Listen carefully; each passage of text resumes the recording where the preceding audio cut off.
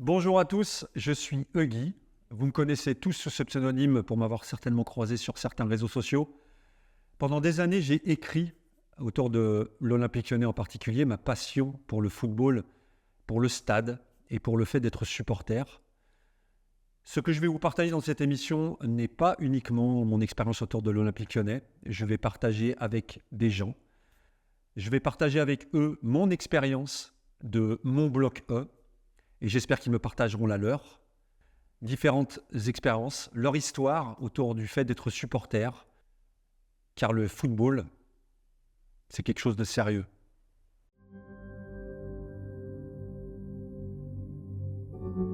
Ce que je sais de la morale, c'est au football que je le dois.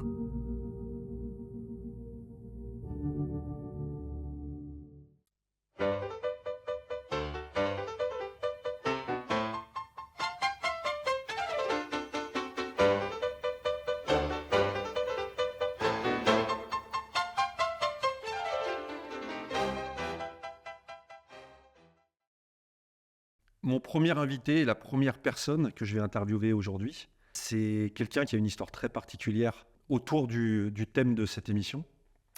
Et j'avais très envie de pouvoir l'interviewer, pouvoir vous le présenter. Olive, bonjour, merci d'être là. Bonjour, merci à toi de m'inviter. C'est C'est un honneur. c'est très spécial pour moi aujourd'hui. Hyper fier que ce soit toi, pour plusieurs raisons. Pas uniquement avec le club que tu supportes, et tout le monde aura bien deviné quel club tu supportes. C'est pas le thème principal de cette émission, ça va bien au-delà. C'est beaucoup plus universel que ça, et je pense qu'on va passer un moment ensemble un peu sympathique. Je vais aborder la première chose, comment on s'est connus. Ça date déjà. On va, je pense, remonter pas loin, presque 20 ans en arrière, mais pas loin. Pas loin, on doit être à 18, 20 ans. 18 ans. 18 ans. Ça fait 18 ans qu'on a tapé la balle ensemble pour la première fois. Est-ce que tu peux un petit peu nous expliquer déjà comment tu en es venu à ce qu'on se rencontre et un petit peu ton histoire autour de nos premiers échanges. J'avais pas Internet jusqu'à 2006, donc j'ai eu Internet et avant que j'ai Internet, en fait, dès que j'allais chez les gens qui avaient Internet, je vais aller sur le forum pour lire et ça m'intéressait beaucoup. Et je me disais, le jour où j'ai Internet, je vais aller sur le forum de l'OL parce que j'aimais bien, je sais pas, je sentais que j'aimais bien ça. Parce que j'avais besoin d'échanger sur la passion de l'OL. Et du coup, je suis arrivé. J'ai posté 2-3 messages sur le café, mais bon, je savais pas trop écrire. J'écrivais en SMS. Donc je me faisais reprendre par beaucoup de personnes, et moi je comprenais pas parce que j'avais pas tous les codes, on va dire, d'Internet. Et après, je suis tombé sur une section rencontre entre supporters. Donc j'ai vu CEF, football entre forumers. Et donc j'ai commencé à lire et j'ai vu que les gens s'inscrivaient et qu'ils venaient jouer au foot le samedi matin. Je me suis dit, je vais m'inscrire, pourquoi pas. Et donc, du coup, je me suis inscrit, j'ai dit que... On m'a demandé mon niveau, j'ai dit que j'étais bon et que j'allais faire la misère à tout le monde. Donc ça commençait... Enfin, je voyais que tout le monde chambrait, donc... Mais bon, quand on arrive, on peut pas chambrer. J'avais pas... Tu vois, j'étais trop... Comment dire? Un peu jeune, sans... C'est de la timidité? Ouais, je pense. Ouais. En fait, le fait d'être timide... Quand on est timide, on cache sa timidité en la ramenant un peu. Et du coup, je suis arrivé. Et... J'ai fait un dribble, deux dribbles. Le troisième dribble, je me suis fait monter en l'air gentiment. Et moi, je me suis c'était un jeu pour moi, parce que depuis que je joue au foot, j'ai toujours eu l'habitude de ça. Ça me dérangeait pas.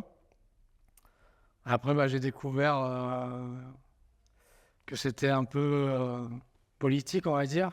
Et moi, je ne venais pas pour ça, parce que le foot, ça n'a rien à voir avec la politique. Donc moi, je venais, il y avait toutes les cultures, il y avait même des femmes, il y avait tout. Enfin, c'était vraiment... On sentait une passion commune, quoi. Moi, je voulais rentrer là-dedans, mais je ne savais pas comment faire. Donc, Alors ce que tu dis là est très important pour deux choses bien particulières. La première, c'est effectivement, finalement, tu es rentré dans un groupe, en tous les cas, puisqu'on se parle aujourd'hui. Et par le ballon, par le foot, pour expliquer un petit peu ce phénomène, beaucoup de gens se rappelleront sur le web à l'époque. On est plusieurs en fait à avoir mis en place ce qu'on appelle le FEF, le Foot Entre Formeurs, et qui était une réunion hebdomadaire. Chaque week-end, on se rencontrait à 40 personnes à peu près sur différents terrains de la région pour tout simplement monter des petits tournois de foot et de chambrette, et ça envoyait du lourd. On s'amusait de ça et on prenait beaucoup de plaisir à tous se retrouver ce jour-là, et puis on accueillait vraiment sans aucune distinction beaucoup de gens. Et la deuxième chose, c'est qu'effectivement, tu vas te raconter que tu avais eu une espèce de bizutage. Je pense que tu as commencé à introduire quelque chose qui va peut-être pas parler à beaucoup de monde parce que c'est très particulier. J'aimerais que tu nous en dises un petit peu plus sur cette parenthèse de ta vie je vais pas dire de supporter, mais cette parenthèse de ta vie autour du football qui peut-être t'ont valu un bizutage sans aucun jugement autre que on a vu la flamme sur la jambe. Tu viens jouer au foot, mais on va te tester, quoi. Et on va dire que Je pouvais pas, même si je mettais des chaussettes à la Thierry Henry, c'était dur. On a vu la flamme sur la jambe, et c'est une des raisons pour lesquelles je pense que tu as été baptisé. Ah oui, c'était ça. Et moi, ça me dérangeait pas. Je trouvais ça. Enfin, le foot, c'est ça, c'est un peu d'agressivité. Après, on serre la main et voilà, tout va bien. En fait, avant que j'arrive au FEF, il m'est arrivé des trucs au stade, machin. Et donc, j'avais arrêté d'être dans un mouvement, on va dire, hooligan. Et donc, quand je suis arrivé au FEF, je voulais. Enfin, c'était déjà loin. C'était en 2000, 2006, ça faisait déjà 6 ans. Et j'avais vraiment tout arrêté, quoi. Il m'est arrivé un truc et pour moi, c'était fini. Je voulais plus en parler. J'allais même plus au stade. J'aimerais revenir un petit peu justement sur cette période où tu étais jeune. Et j'aimerais savoir un petit peu, c'est la circonstance qui t'ont amené pour la première fois au stade. C'est quoi quand tu étais jeune et gamin? Quand j'étais gamin, Ouais. C'est mon oncle qui m'a amené au stade. Donc mon père, lui, il n'aimait pas trop le foot. Donc il m'a amené une fois pour le premier match. C'est important, attention. Voilà. Voilà. Comme ça, parce qu'après, il va m'engueuler. Donc le premier match que j'ai vu, ça devait être dans les années 89, un dernier match, mais je ne saurais pas te dire lequel. Je demande à mon petit frère, mais c'était en fin de saison, on avait été à la cafétéria, après on avait été au match. Donc, ouais, c'était bien passé. Après, c'est le genre de se dire, je me rappelle de ça.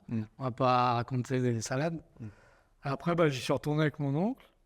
Et en fait, j'aimais bien, je sais pas, on allait à chaque fois dans les tribunes, Jean Bouin, Jean Jaurès, à côté des virages. Et je regardais quand même beaucoup les virages. Parce que je sentais qu'il y avait un truc, quoi, qu'il se passait quelque chose. Et j'aimais bien ça. Et Qu'est-ce qui t'attirait dans ce que tu voyais? Je sais de quoi tu parles. C'est quelque chose, quand j'étais gamin, qui m'a happé tout de suite les yeux en premier. La première chose qui nous impressionne, au fur et à mesure que le stade se remplit, c'est ce phénomène de foule un petit peu. Moi, c'est quelque chose qui m'avait marqué. Et je pense que c'est la même chose un peu pour tout le monde, d'ailleurs. Oui, je pense que c'est ça. Enfin, t'arrives, t'es gamin, t'as 5-10 ans.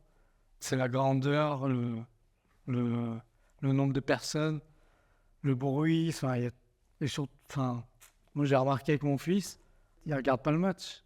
Il regarde les virages. Je lui dis, regarde le match. Il me dit, maintenant, je vais regarder là-bas. On est attiré par cette ferveur, cette passion, quoi. Ils sont là pour repousser qu'il pleuve pendant 90 minutes, qu'il pleuve ou qu'il vente ou qu'il neige. Et ça fait envie, quoi. Donc moi, quand j'étais petit, j'ai vu des trucs un peu borderline. J'ai vu le match Lyon-Saint-Etienne quand la barrière entre... Parce que les virages étaient divisés en 3. Et donc l'équipe adverse, elle avait toujours le troisième. Quand on était à Jean Jaurès, c'était souvent à droite du virage nord. Et donc il y avait 2 blocs de Lyonnais et un bloc de supporters adverses. Et donc là, j'ai vu les supporters Saint-Etienne faire tomber la barrière. Et là, c'est vrai que... T'avais quel âge à ce moment-là? C'était en 93. On perd 2-0, donc moi j'avais 11 ans. Ça t'a marqué? Ah ouais, ça m'a marqué, oui. Quand on voit ça, on se dit on veut défendre sa ville, son club. Et on se dit, bah, on veut genre défendre un peu comme quand, Moyen-Âge. voilà, au Moyen-Âge, on veut prendre le drapeau. En fait, c'est plus dans ce truc-là. C'est pas ça, enfin, faire mal et faire du mal, de la violence gratuite, hein. C'est dur à expliquer, à comprendre. Le truc des ultras, Quand il arrive un événement comme ça qui est quand même dangereux, etc., parce qu'il y a des gens Voilà. qui ne doivent pas être confrontés à ce genre de choses, euh, est-ce que tout de suite, il y a ce phénomène d'appartenance justement à une ville, à des couleurs, à le supporterisme en lui-même, est-ce qu'il te pousse pas justement à vouloir défendre la maison en fait? T'es endoctriné, hein. Pas dans le mauvais. Endoctriner, c'est Voilà, c'est pas le très mot. péjoratif. C'est pas le mot, c'est pas le bon mot. T'es conditionné en fait à être lyonnais, c'est tout. Emporté. Emporté. Donc moi quand j'étais petit, j'avais pas porté du verre. On détestait les verts, on détestait Marseille. Bon, je déteste Marseille parce que j'ai mon oncle qui m'a amené au stade. Un jour, comme le truc de Saint-Étienne, eux, les Marseillais, ils étaient au milieu. Je sais pas pourquoi. Donc ils étaient au milieu. Et donc ils étaient, je sais pas combien, 5000. Et donc nous, on était à côté. Alors, il n'y avait pas de sécurité, rien. Et donc il y a Marseille, il dit à mon oncle de s'approcher. Donc il s'approche, il se prend une patate dans la barrière. Et donc j'avais un ami qui était bagarreur, un ami de la famille, donc il voulait en découdre. Ils sont amis, tu vas faire quoi? Et donc après, c'est ce genre d'événement qui te marque et qui te dit, bah, il y a une rivalité, il y a un truc. Après, bah, à Noël à l'époque, on n'était pas bon, quoi. Dans les années 90, on faisait 5e, 6e. On n'arrivait jamais vers la 3e place. C'est à partir des années 97. 94, 95, Ouais, bon, ça commençait à être ouais, pas mal déjà. ouais. Et c'était un petit passage, mais oui, voilà. Est-ce que ça avait une importance? Le classement, non.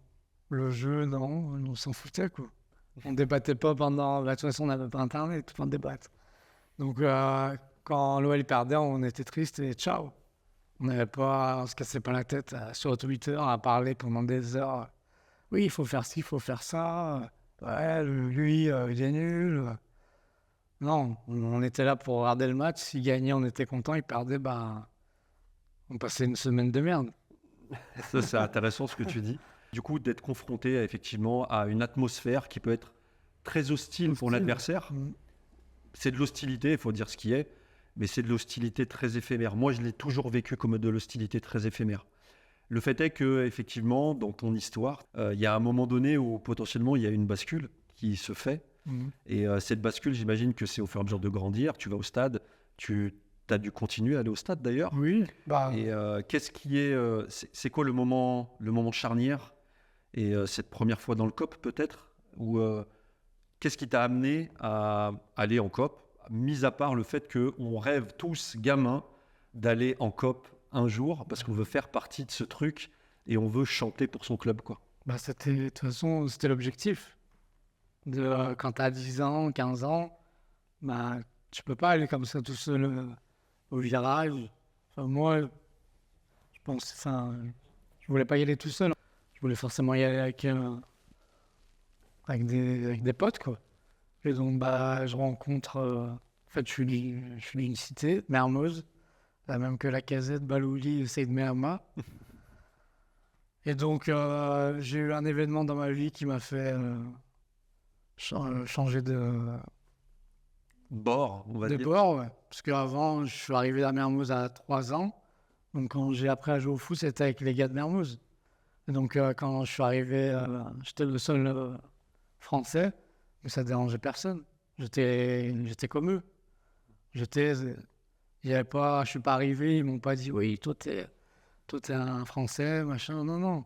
On était pareil, on était un noyau. Donc, on a appris à jouer au foot, on était comme des frères. Après, on a grandi, les petits, il y a eu des petits, on était une quinzaine. On jouait au foot toute la journée. Après, il m'arrivait un vol de Walkman dans le métro. Ils étaient deux, c'était des mecs d'un autre quartier. Et donc, j'avais travaillé dur pour me le payer. Et donc, c'est là que j'ai vrillé. En fait, j'ai trouvé ça injuste. Que eux, ils se défendent entre eux et moi, je suis tout seul et je pourrais jamais. Et donc, par ricochet, ma sœur, elle a déménagé à Paris. Et donc, elle a rencontré des personnes, c'était une famille de filles, il y avait un garçon. Et donc, on allait à Tolave-aux-Loges, toujours relié à l'OL. Donc, on allait voir les entraînements. C'était à l'époque de 97. Il y avait Coupet, Carteron, Delmotte. Et ils étaient super abordables, super gentils. On pouvait rentrer presque dans le vestiaire. Et donc, moi, j'ai commencé à peu aller dans mon quartier. Eux, ceux de mon quartier, ils commençaient à faire des trucs que je voulais pas savoir. Et donc, moi, quand il m'est arrivé ça, j'ai rencontré ces personnes et il y avait le garçon. Et donc, il m'a dit, je sais pas quoi faire un jour, viens dans notre quartier. Et un jour, je rentre de l'entraînement, il y avait personne chez moi. Ça sonnait pas, j'avais pas les clés. Donc, j'ai été dans le quartier. Et c'est là que j'ai rencontré les personnes. Donc, on était 8, donc on faisait des 4 contre 4. Donc, toujours le foot, on joue au foot toute la journée. Et il y en avait un, il n'aimait pas trop que j'écoute Skyrock. Donc, j'avais mon Walkman et donc il écoutait, il me dit c'est quoi cette musique et tout. Je dis moi j'aime bien et tout. Et donc, il a commencé à me dire faut éviter d'écouter ça, faut faire ci. Donc, après, je leur ai raconté mon histoire et là, la personne, elle a embrayé pour m'endoctriner. En fait, on s'est tous endoctrinés. On ne connaissait pas. Donc, on arrivait à côté. On regardait ça et c'est vrai qu'on a vu des gens un peu bizarres. Et donc, après, on a voulu rentrer dedans, quoi. Donc, petit à petit, on a réussi à approcher le noyau. On faisait des déplacements. Là, c'est parti. Après, j'ai rencontré mon tatoueur et il m'est arrivé des trucs. Et après, j'ai complètement oublié mon quartier, en fait. Et après, il m'est arrivé un gros accident, on va dire. Après une bagarre contre Paris, j'ai couru, je me suis retrouvé par terre, je me suis pété le bras. Et à ce moment-là, j'ai failli aller j'ai été jugé, machin et tout. Et c'est là que j'ai tout arrêté, en fait. J'ai vraiment tout arrêté, toutes les personnes que je côtoyais, j'ai tout arrêté. Parce que je savais que ça allait m'amener que des problèmes. Parce que je voyais qu'il y avait des trucs bizarres et tout, je ne vais pas le dire. Enfin bref. Et donc, c'est là que j'ai Internet et que j'arrive au FEF. Et donc, c'est au même moment. On va reparler de tatouage du coup à ce moment-là parce que nous,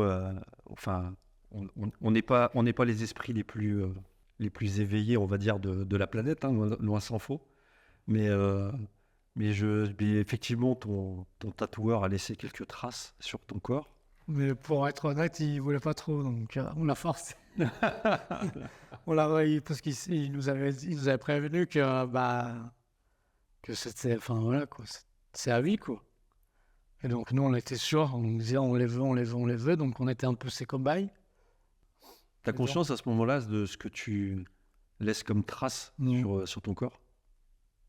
Pas du tout, parce que je n'assumais pas, mais je me mettais pas torse nu chez moi. J'avais peur que ma mère, elle me démarre, qu'elle me frappe, qu'elle me mette... Parce qu'à l'époque, on faisait une connerie, on se prenait des tartes. Il n'y avait pas d'éducation positive, on va dire. Et donc, j'avais peur de lui dire, quoi. Et donc, je cachais, ça veut dire déjà, j'étais pas totalement... Pas facile à cacher. Oui, surtout en été. Pas facile à cacher. Après, au bout d'un moment, je lui ai dit, quoi. Parce que c'est quand, on va dire, le mindset de l'American History, on va dire, pour faire une image. C'est là que j'ai assumé et c'est là que j'ai tout assumé, en fait. Donc, j'allais dans la plage torse nu, j'avais peur de personne. C'est le groupe, je sais pas, on en parlait tout à l'heure. C'est ce phénomène de groupe, de soutien et de famille, entre guillemets. Voilà, c'est comme si j'avais ma famille de Mermoz, mes frères de Mermoz. Et donc là, j'avais trouvé une deuxième famille, en fait. Est-ce que je ne serais pas à l'époque un Rémi sans famille? Tu vois, ce qui m'a amené là, donc, j'étais perdu en fait. Donc je pouvais me faire manipuler par tout le monde. Donc quand j'étais avec à Mermoz, j'étais comme eux, donc j'écoutais du rap. Bon, c'était normal pour moi. Après, quand j'ai connu d'autres personnes qui m'ont monté la tête, et donc après, quand j'ai tout arrêté, c'est là que j'ai commencé à réfléchir et à me dire, c'est peut-être pas ça, comment dire, le but de la vie. Le but de la vie, c'est pas de s'embrouiller pour une couleur de peau, quoi. Quand on va au stade pour pousser l'équipe, pas pour frapper les autres. Euh, un des marqueurs, enfin un des virages de ma vie, c'est un gars de Mermoz, un des rares blancs d'ailleurs. Donc un jour, il vient vers moi, il me dit ça te dérange pas de supporter l'OL alors qu'il y a des noirs dans l'équipe, des noirs et des arabes? Et donc moi je rigole et il me dit non mais rigole pas, tu te dis pas de rigoler. Donc c'était un grand frère en fait. Et donc là je vois qu'il est sérieux et qu'il a compris en fait. Et il me dit tout le monde t'a vu à Mermoz. Tout le monde te voit torse nu et tout, t'as pas honte. Et donc je la ramène pas trop. Et il me dit moi fais ce que tu veux mais un jour tu vas te faire monter en l'air à cause de ça. Je dis qu'ils viennent. Et donc tous les soirs, j'allais au travail, je prenais le métro pour aller à Villeurbanne. Et tous les soirs, j'attendais de me faire monter en l'air, mais ça aurait été normal. Pour moi, c'était pas... En fait, tu vois, j'avais déjà ce truc dans la tête de me dire que c'était pas bien. Et un jour, un ami d'enfance de mes frères, donc je rentre chez mes parents et ils sont en bas de chez moi. Donc on rigole sur ça. Et en fait, ils me disent... pourquoi t'es devenu comme ça et tout, mais pas méchamment, pas du tout. T'as pas senti de hostilité? Ils ont été très bienveillants. Ils m'en ont pas du tout voulu et donc je leur expliquais ce qui m'arrivait, mes galères, on va dire. Donc ils ont compris. Ils ont dit on comprend et tout, mais oublie pas que c'est nous qui t'avons appris à jouer au foot. C'est nous qui t'avons formé. C'est avec nous que t'as grandi. Et donc tu vois, ça restait là en fait dans ma tête. Le grand frère plus mes frères du même âge, tu sais, qui me prennent à partie et qu'on en rigole.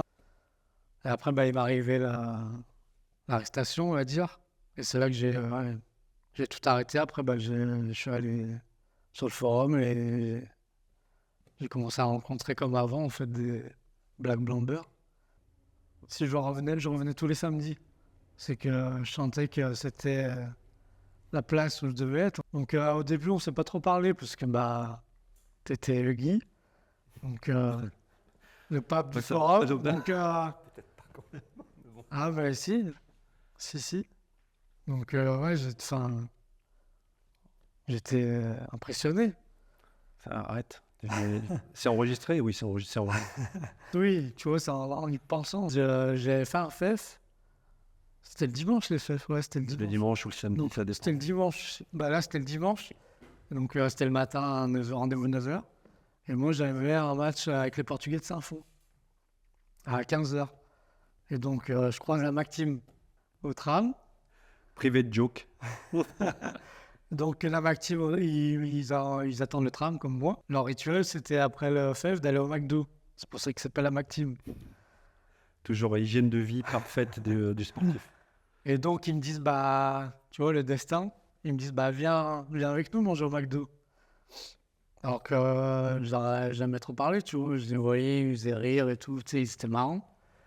Mais voilà, je traînais pas trop avec eux. Et donc là, je rencontre toute la MacTeam.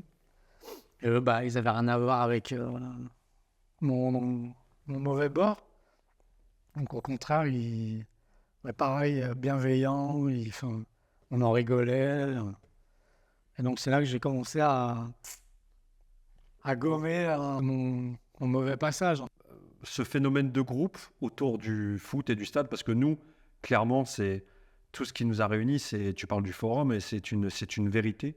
C'est le foot, le stade et l'envie de supporter notre équipe. À partir de là, en découle toute une nouvelle expérience et un nouveau pan de vie complet, parce qu'on est des gens qui se connaissent maintenant depuis 15, 20, 25 ans. Et c'est quelque chose de très significatif. Il y a autant de choses choquantes, tu n'as pas tout raconté, il y a des choses qui sont totalement irracontables. Après, c'est tout à chacun d'avoir cette capacité de... Est-ce qu'on passe à la suite? Est-ce qu'on décide de retenter et de repasser dans quelque chose qui nous parle vraiment? Parce que je pense que la quintessence même de ta passion, c'est le ballon. Donc, pour revenir au stade, en fait, c'est l'adrénaline. Quand tu es dans un groupe, ouais, tu te sens plus fort. Et donc, tu peux te permettre certains trucs qui m'ont... Petit à petit, c'est dur, on ne peut pas changer d'un coup. Quand tu es dans ce truc, en fait, tu es noyé dans le... C'est une broyeuse. Tu te rends même plus compte, en fait, de ce que tu fais. Et après, c'est quand tu vas sur le forum, sur les FF, tu rencontres des personnes différentes de ton groupe. Et c'est là que tu vois que ce que tu as fait, en fait, c'est pas normal. C'est une anomalie. Oui, surtout quand on a habité dans un quartier et qu'on a vécu une jeunesse que les jeunes ils connaîtront jamais.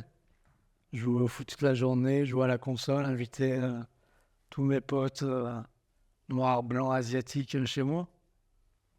Il y avait pas de... On s'en foutait de ça. Il n'y avait pas de... On ne savait même pas ce que c'était la religion. Des fois, il y avait un ou deux gars qui venaient, oui, mais on l'écoutait, personne l'écoutait en fait. Parce que nous, on voulait jouer au foot, s'amuser. Vous alliez au stade avec tes potes de Mermoz Non, jamais. Un regret? Ouais, je pense. Parce que je pense qu'on aurait bien rigolé. on aurait kiffé, je pense. Après, peut-être que c'est comme ça, c'est le destin. Tu as joué au foot à un niveau très correct. On s'est toujours posé la question. Souvent, les joueurs de foot nous disent bah, on ne comprend pas les supporters. On ne sait pas pourquoi ils sont comme ça, on ne comprend pas, etc. Quand on joue au ballon et qu'on fait du foot à 11, en l'occurrence du foot en club, etc., et qu'on va en plus au stade, pour toi, c'est quoi le lien, ou alors pas du tout, la grande différence entre jouer et supporter? Il y en a qui n'aiment pas ça. Quand on leur dit oui, tu peux pas comprendre. C'est que ce soit... Moi, j'ai joué à 11, à un bon niveau. Et les supporters qui n'ont pas trop joué au foot, ils ne comprennent pas ce que moi je vois et ce que je ressens. Par exemple, quand critiquer un joueur, enfin faire comment on dit, un lynchage, ça me dérange en fait. Parce que sur un terrain, c'est dur. Sur un terrain, là quand l'OL ils ont gagné la demi-finale contre Valenciennes, je suis rentré sur le terrain.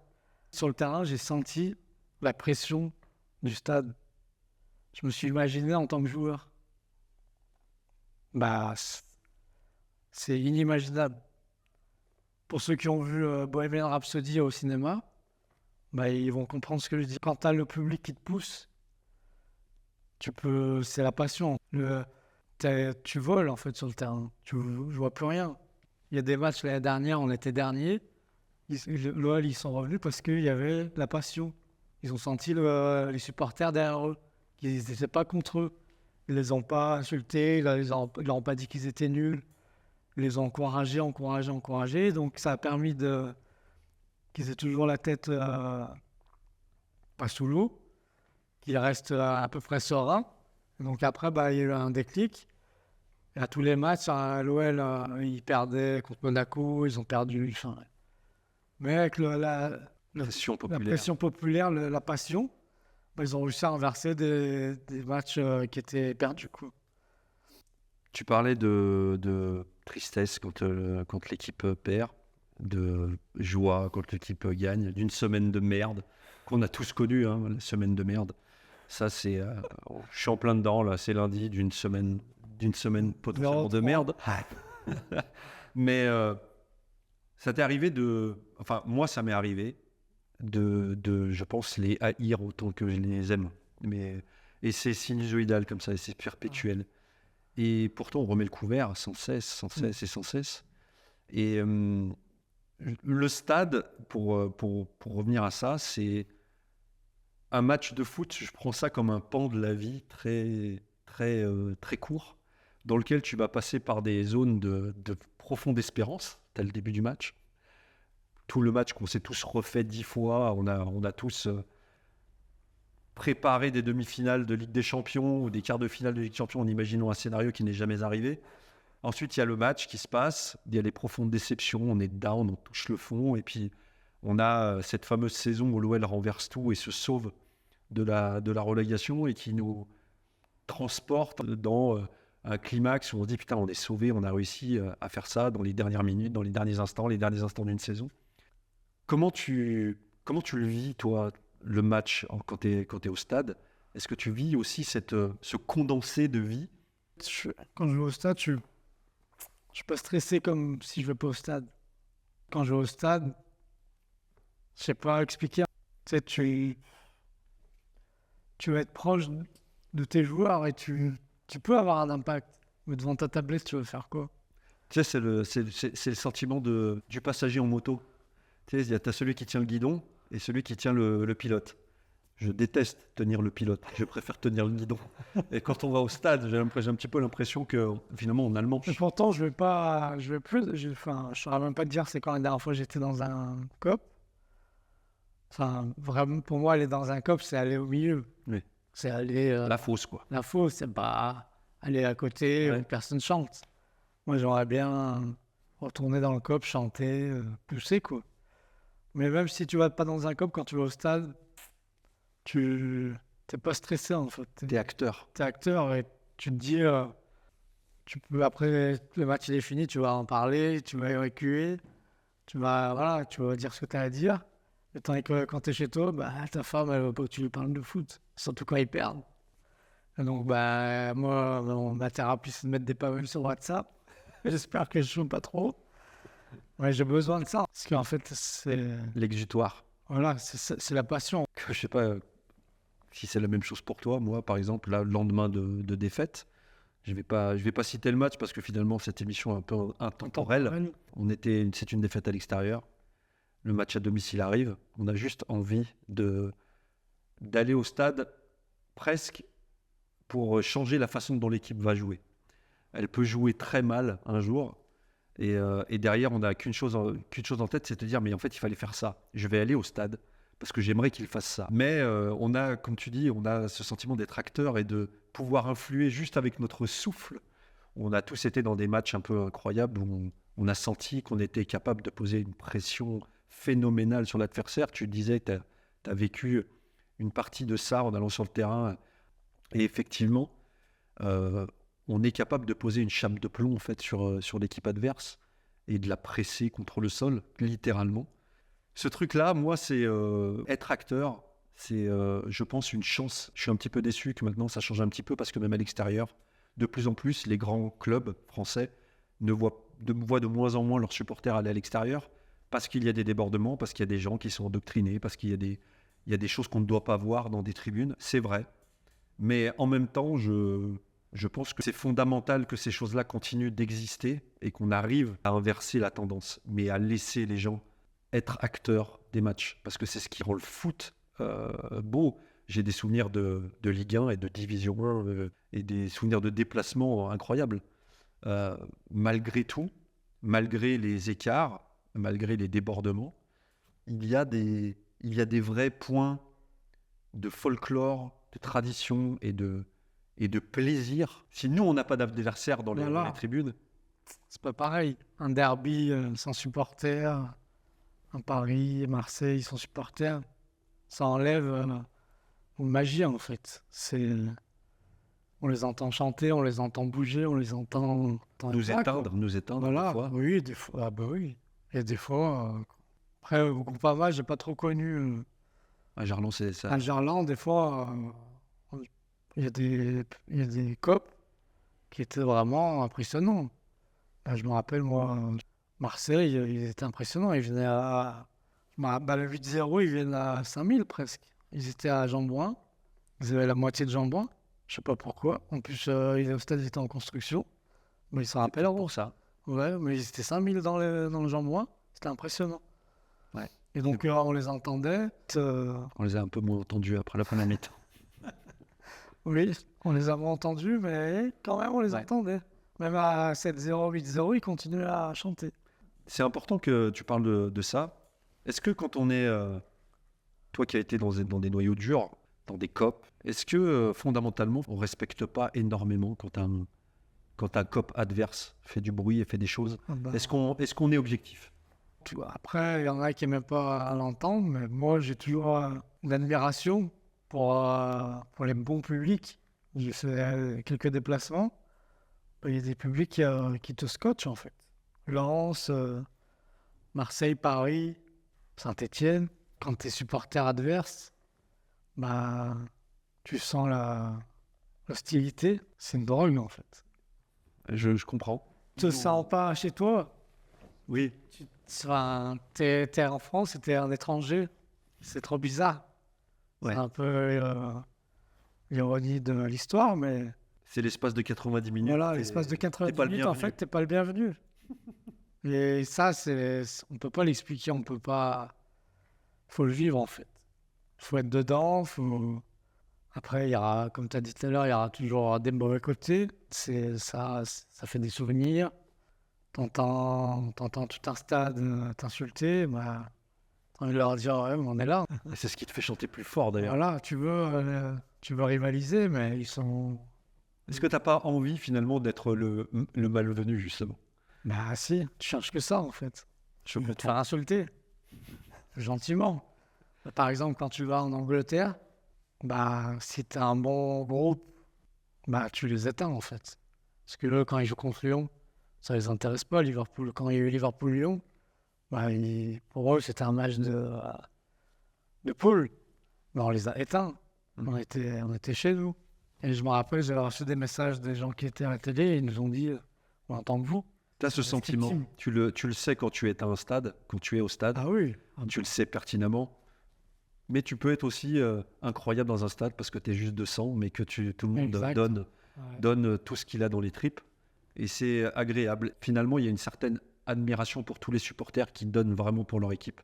Parce qu'on donne, nous, pour la nôtre, exactement ce qu'eux donnent pour la leur. C'est exactement la même chose. C'est le même sentiment, la même volonté de ne pas être le bienvenu, entre guillemets, d'espérer être le maximum au stade et d'espérer se faire entendre et de jouer notre match alors qu'au milieu, nos joueurs jouent leur match. Et j'ai toujours ce sentiment d'inachevé total quand je vois les copes vides au stade, le cop adverse, parce qu'il y a vraiment qu'il y a un trou, quoi. On est orphelin d'un truc. En fait, ils aimeraient, on dit, gommer les mauvais aspects des ultras, mais ils les veulent quand même. En tout cas, ils les admirent ailleurs. Et là, on peut pas faire du foot sans ultra. Ça n'existe pas, en fait. T'es obligé d'avoir... même les joueurs, ils vont se dire... ils sont où les supporters? Pourtant, il y a 60 000 supporters. Mais c'est des supporters inactifs. Ils sont plus spectateurs. Mais les supporters actifs, bah, ils manqueront toujours. Quand tu vas à l'extérieur, comme tu as dit, bah, tu es obligé d'être actif. Tu es obligé de... Déjà, tu fais combien de kilomètres, d'heures de car? C'est pas pour dormir dans le COP. Mais sinon, t'as rien à faire là. Après, t'as le droit de venir regarder. Hein, mais le mec qui se déplace, généralement, c'est vraiment un passionné. Un vrai amoureux de son club. Est-ce que même pendant ta période, entre guillemets, on va appeler ça la période un peu sombre, est-ce qu'il y a un déplacement qui t'a vraiment émerveillé? J'utilise volontairement le mot émerveillé. Où tu t'es dit, même t'es arrivé avec ton mindset un peu what the fuck, tu vois, et pourtant là, il y a un moment donné où tu t'es... Bah, Ajaccio. Ah, je ne m'attendais pas à celui-là. Je m'attendais pas. En fait, à Ajaccio, bah, comme je disais tout à l'heure, t'es pas chez toi. Bah là, c'est vraiment t'es pas chez toi. Okay. Là, c'était clairement pas chez toi, à Ajaccio. Ah oui. À Ajaccio, c'était l'époque de Tony Vérel. Je crois qu'il marque. On va vérifier. Je crois que Tony Vérel marque, on mène 1-0. Il y en a qui montent sur les grillages. Bah, ils sont vite redescendus. Toi, t'es à parquet, sur une tribune latérale, genre moi, bah, si tu as 10 vigiles, c'est le bout du monde. Donc les vigiles, ils arrivent, ils leur enlèvent les pieds, ils leur disent t'es pas chez toi ici, enlève-toi de la barrière. Donc ça n'a pas plu aux locaux. Donc à la fin du match, ils voulaient démarrer. Donc on a attendu 2 heures pour sortir du stade. Après, il y a les stadiers qui sont venus nous voir et nous dire, nous reprocher qu'il y ait des gens qui sont montés et nous dire en France, vous faites les malins, ici, vous ne faites pas les malins. Donc on a réussi à les amadouer un peu, à leur dire ce qu'ils voulaient entendre. Comme on dit, il faut t'avouer à moitié pardonner. Mais quand on est parti, on n'était pas sort. Donc là, c'est vraiment un déplacement. Et c'est quelque chose, j'ai Hostile. utilisé le mot émerveillé, mais du coup, Émerveillé par leur. vraiment, tu t'es senti vraiment... Là, c'était plus du foot pour moi. Ouais. Là, ça dépassait tout. Le match, je me rappelle peut-être qu'on a gagné, mais je suis même pas sûr. Mais c'est l'après, quoi. C'est ça. Ça fait réfléchir un peu. Ah ouais, tu te dis, ouais. Je comprends. Après, il y a Marseille aussi. Tu te retrouves. Marseille, le stade à Marseille est une tirelire. On reçoit de la monnaie, on reçoit des choses. Tu peux repartir riche.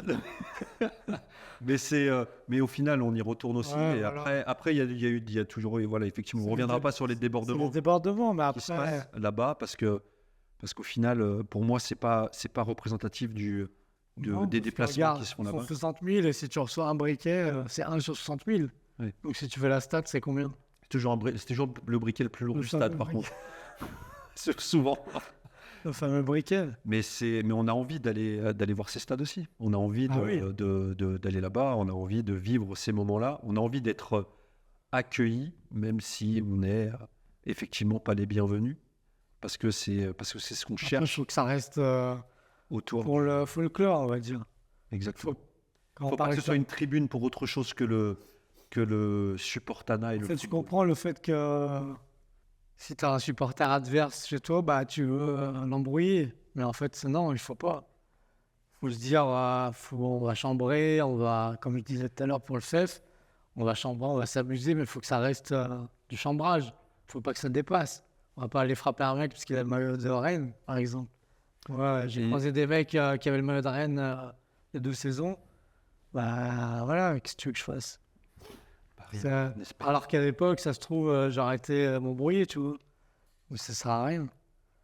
Surtout qu'on a tous dans nos entourages des amis stéphanois, marseillais, parisiens. Voilà. Enfin, et de toute façon, après, je sais pas, effectivement, quand on a 15 piges, 15, 16 ans, on tombe tous dans des travers parce qu'on tombe dans le phénomène de masse. Le phénomène de masse qui est très, très, très puissant. Et surtout, on est tout jeune, tu vois, on vient de rentrer on est dans une tribune qui est un coop. On écoute les chants et on se dit tous, nous partant de nos 11 ans un peu émerveillés, que si tu respectes pas la règle qui est de chanter tout ce qu'on te demande de chanter, t'es pas dans le T'es pas dans le groupe? t'es pas dans le groupe, ou t'es pas, en tous les cas, t'es pas dans l'ambiance, et tu ne peux pas choisir de chanter ce que tu veux, en fait. Tu es obligé de chanter ce que tout le monde chante pour que la voix, et cette voix dont tu veux faire partie depuis très longtemps, porte. Et malheureusement, on se rend compte plus tard, des fois rapidement, dès l'année suivante ou dès la saison d'après, ou alors en grandissant, en prenant de l'âge, en étant majeur, etc. On se dit, j'ai chanté des trucs à la con, etc. Bon, peu importe. Le folklore en lui-même ne doit pas sortir du stade. Moi, c'est une conviction profonde aujourd'hui, mais j'ai commencé le stade, j'avais 10 ans, et 35 ans après, il y a des choses que je regrette, oui. Il y a des mots que j'ai pu avoir et des gestes que je regrette, emportés par le folklore. Mais à ce moment-là, on ne l'identifie pas. On est profondément naïf. Tu as utilisé le mot « pur » entre guillemets. Il faut bien avoir en tête, on est tous, je fais exagérer, on est tous vierges de rentrer dans un coop. Et la première fois qu'on rentre dans un coop, tu prends confiance parce que tu t'aperçois qu'en chantant en même temps que tous les autres, ta voix porte est un résultat qui est audio. Et c'est totalement olfactif, c'est des sens. La première fois que tu lances un chant, et que tu sens que ce son pousse dans ton dos et que tu l'entends résonner, parce que vraiment, tu vois la différence dans un stade, même dans un stade comme Gerland qui était un courant d'air, tu avais le chant niveau 1 et tu as le chant niveau 10, où d'un seul coup, tu te prends l'écho de ton chant qui a tapé dans le virage d'en face, qui revient, et là, tu prends ton premier frisson et tu te dis, ok, si je veux faire partie de ce son-là, il va falloir que je chante aussi fort que les autres, et en même temps que les autres, la même chose que les autres. C'est un sentiment totalement incroyable. Ah, j'ai des frissons, comme d'hab, quand tu commences à partir dans l'émotion. Ce sentiment, et même si j'ai fait beaucoup de bêtises, en fait, je ne regretterai jamais tout ce que j'ai fait pour en arriver là. Et même si j'ai dû dépasser les limites, quand tu viens au stade, tu viens pour ça, en fait. Pour que ta voix porte et que tu pousses ton équipe à marquer, ton équipe de cœur. Quand tu vas au stade, c'est que tu es vraiment... On est 1 million et il y en a 50 000 qui vont au stade. Donc ceux-là, ils aiment vraiment le foot, ils aiment vraiment l'OL. Le COP, c'est une passion qu'il faut la vivre, en fait. On ne peut pas l'expliquer, c'est dur à expliquer. Les mots, toi tu saurais mieux, parce que tu es fort avec les mots, mais... Tu disais que tu n'allais plus trop au stade, ce que j'ai compris. Bon, alors après, il y a plein de raisons de ne pas retourner au stade, hein, quand on atteint un certain âge, qu'on a des responsabilités, un travail, qu'on n'habite pas forcément plus trop à côté, on peut avoir des enfants aussi, une vie de famille, etc. Et c'est pas toujours facile de concilier le stade comme on l'a connu quand on était jeune, en tout cas. Mais on a toujours ça en tête, et dès qu'on a l'occasion de pouvoir, tu parlais de demi-finale de Coupe de France, c'est assez récent. Du coup, il y a un moment donné où on a tous la chance d'y retourner. Ça te manque ? Forcément, ça manque. Ça manque, ouais. Qu'est-ce qui te manque le plus ? Est-ce que tu avais un petit rituel au stade ? Le rituel, ouais, c'était de se retrouver, et de boire avant d'aller au stade, De s'enjailler ? sans jaillir. Ouais. Mais maintenant, je bois plus, donc ce sera peut-être différent, mais je peux boire à des tourtelles. Ah oui, après le rituel, déjà, que tu ailles au stade ou que tu n'y ailles pas, tous les matchs, toute la journée, tu penses à ça, en fait. T'es stressé, ta femme, tu l'énerves, tes gamins, tu t'énerves, au boulot, t'énerves, enfin voilà, on ne peut pas l'expliquer. C'est quoi la semaine type d'une semaine où tu sais qu'il y a un match très important qui arrive ? Je vais regarder la télé, plus souvent que d'habitude. Je vais lire les articles, je vais plus m'intéresser à l'équipe adverse, je vais regarder les anciens matchs, enfin, pour m'imprégner du match, pour pouvoir en parler, discuter, avoir des anecdotes, et t'en parles au boulot, quoi. Quand j'ai la chance d'être dans l'équipe où il y a des supporters, je peux changer d'équipe de temps en temps. Donc il y a une équipe où il n'y a pas de supporters et une équipe où il y a plus de supporters. Donc quand il y a les supporters, on va parler toute la journée du match, quoi. Il y a même un supporter stéphanois. Et donc on en rigole. Tu vois, on n'est pas... Il y en a même 2. Voilà, comme je disais tout à l'heure, le folklore. On se chambre, on se rappelle des anecdotes et tout, de matchs. Il n'y a pas d'animosité. Après, je sais que ça y sera toujours, mais si ça peut faire réfléchir les autres se passionner, c'est de rester calme, en fait. C'est du foot, comme dirait Bodmer. Même si le foot, c'est notre religion, c'est que du foot. Il faut les bons ingrédients, mais il faut garder que le bon. Sinon, le foot, il va mourir tout seul. Parce qu'à force, s'il y aura trop de débordements, ils vont interdire les supporters, il y aura que des supporters assis comme en Angleterre. Et moi, c'est pas le foot que je veux voir. Je veux que mon fils y découvre la ferveur. Souvent, on a les chaînes de télévision, les différents journalistes qui prennent comme exemple le football turc, ou alors les ambiances incroyables en Italie, etc. Plusieurs stades dans ces endroits. Il faut bien que les gens comprennent, et moi c'est mon avis, c'est exactement la même chose.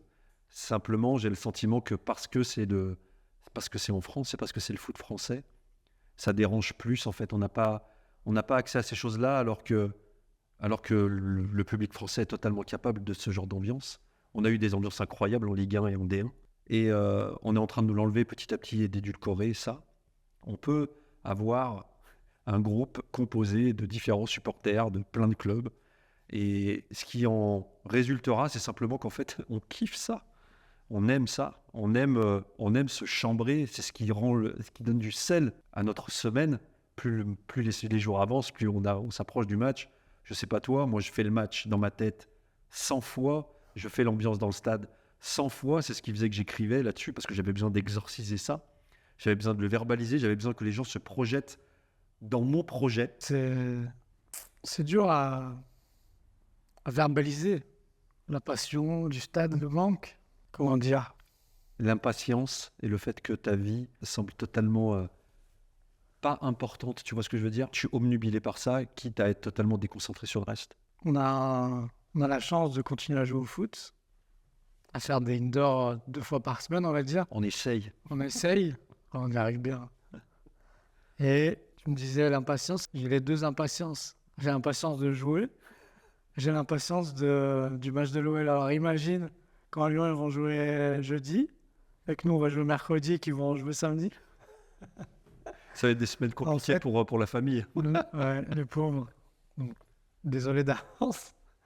Mais ouais, non, mais le foot, ça mène au trip. Et j'ai peur que le foot moderne, il fasse moins vibrer.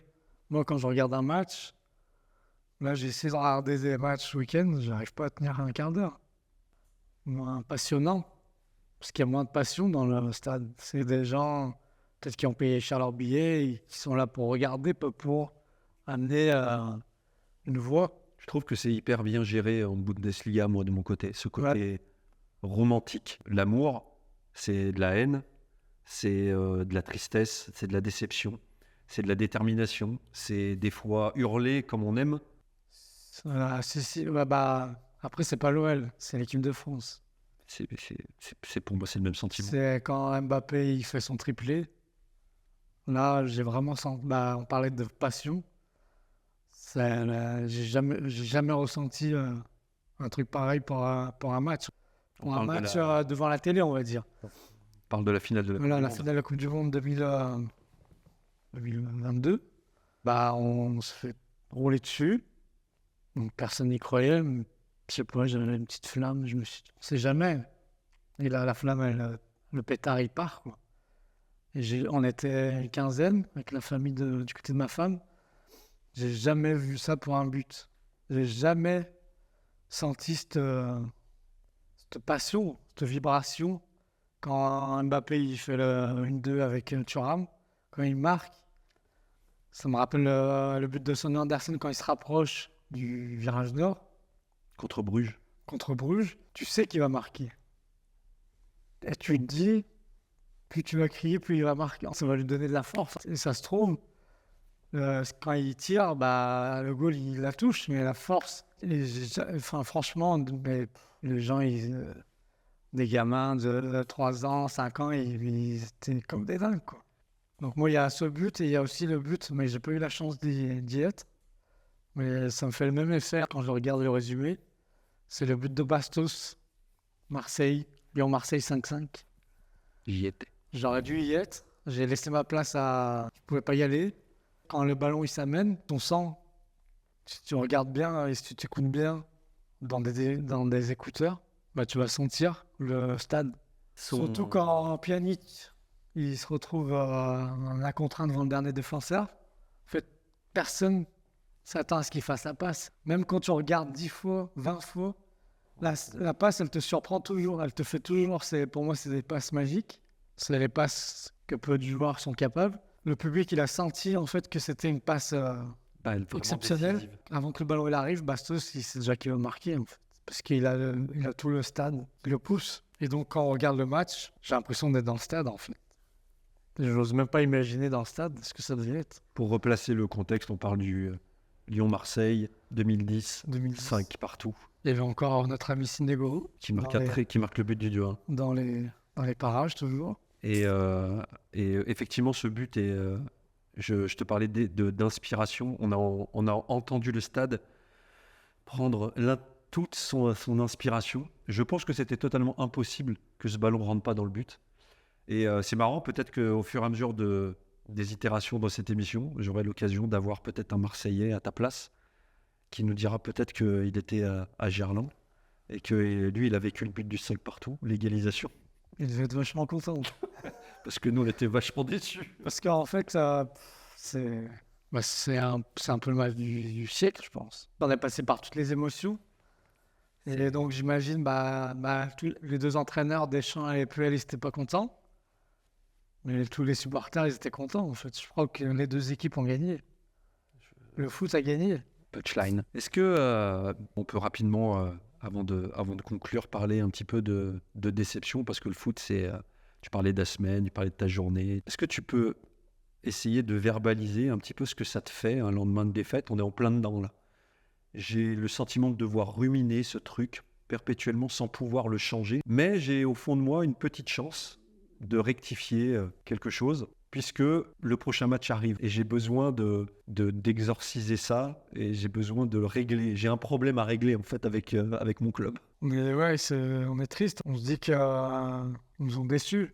Je sais pas si les joueurs, actuellement, ils se rendent compte de l'amour et de la passion des gens, en fait. T'es déçu. Et tu me dis, comme si on t'avait roulé dessus, presque. Je vois comme si tu te fais tabasser et que tu peux rien faire. Tu peux pas rendre les coups. Et eux, les joueurs, normalement, c'est à eux de nous représenter, de porter De rendre des coups. nos couleurs et rendre des coups. Et le match d'hier, voilà, on n'a pas vu... on a vu une équipe plus agressive que l'autre, elle gagne, c'est tout. C'est frustrant, ça, t'as envie de les secouer, de leur faire comprendre quelque chose que tu sais que eux ont des capacités que toi tu n'as pas. Bah ouais, ils ont la chance d'être là, quoi. Il y en a plein qui mériteraient ou qui ont même le même niveau qu'eux, mais qui n'ont pas eu la même chance dans leur carrière et qui feraient peut-être plus. Après, nous sur le terrain, on aurait peut-être pris la même Oui, pile. Hein. Grave. Franchement, oui. Après, quand ça tourne mal. Non, mais ouais, la frustration, c'est dur à expliquer après. Peut-être moins qu'avant, je pense.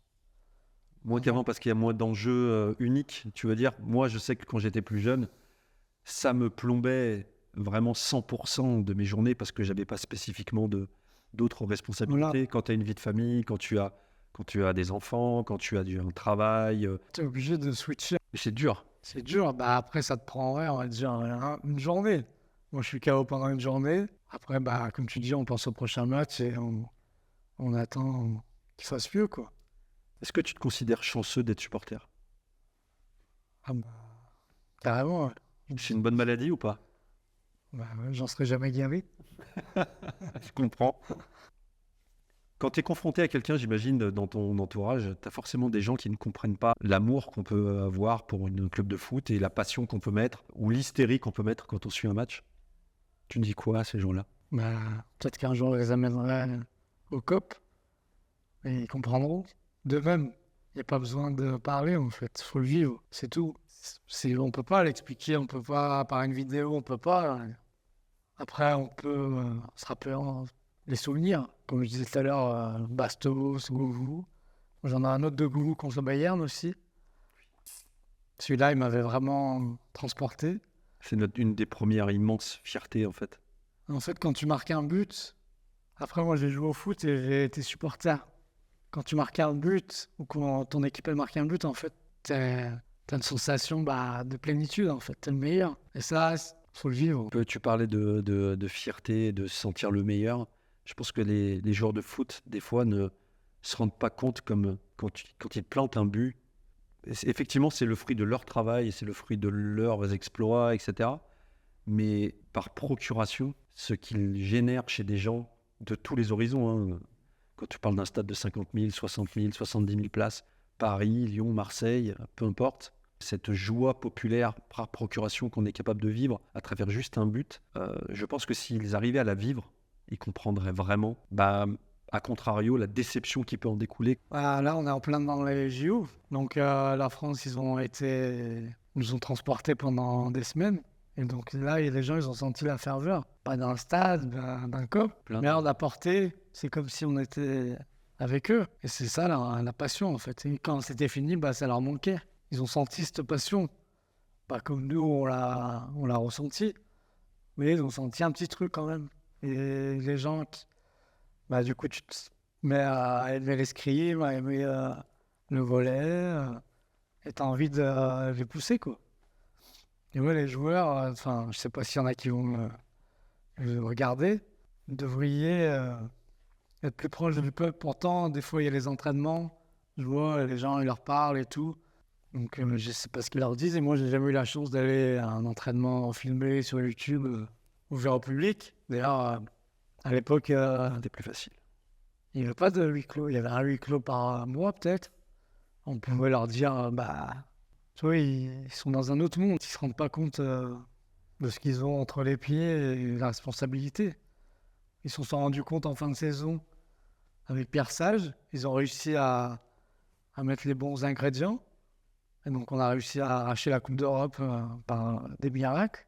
Mais est-ce que cette flamme, justement, les COP, ils sauront tout de suite pour le match d'après, samedi, qui arrive, Les mettre dans l'ambiance. les mettre dans l'ambiance et les pousser et qu'ils ressentent cette passion, quoi, pour leur donner un supplément d'âme. Je pense que tu as mis le doigt sur le mot en question, le supplément d'âme. Quand tu vas au stade, tu lui donnes vie. Et si tu lui donnes vie, tu lui donnes une âme. Et si tu lui donnes une âme, tu lui donnes tous les sentiments qui vont avec. Tu lui donnes la joie, la rage, la détermination, la tristesse, les pleurs, les cris. Effectivement, et siffler, je suis désolé, ça fait partie du folklore. Tu siffles parce que cette frustration énorme, il ne rentre pas les coups. Tu peux être impuissant face à un adversaire trop fort. On en a connu beaucoup des adversaires très forts. Il faut toujours se rendre à l'évidence en ayant été persuadé d'avoir rendu autant de coups qu'on était capable de rendre. Et tu le sais quand ton équipe elle est au rupteur et qu'elle est au bord de l'implosion parce qu'elle donne vraiment tout, tu le sais parce que tu les vois, mais tu le sais d'autant plus quand on sait ressentir quand notre équipe est bien. Moi je sais que dans les 4 premières minutes, je sais si l'OL va être cohérent ou si l'OL va tenir la route. Un contrôle, une passe un peu appuyée ou pas appuyée, un geste un peu difficile dans un petit périmètre. Une frappe. Une frappe et tu te dis ok, aujourd'hui ils sont dans un bon jour. Et tu sais que globalement, peu importe, ils vont faire un bon match et peu importe le résultat.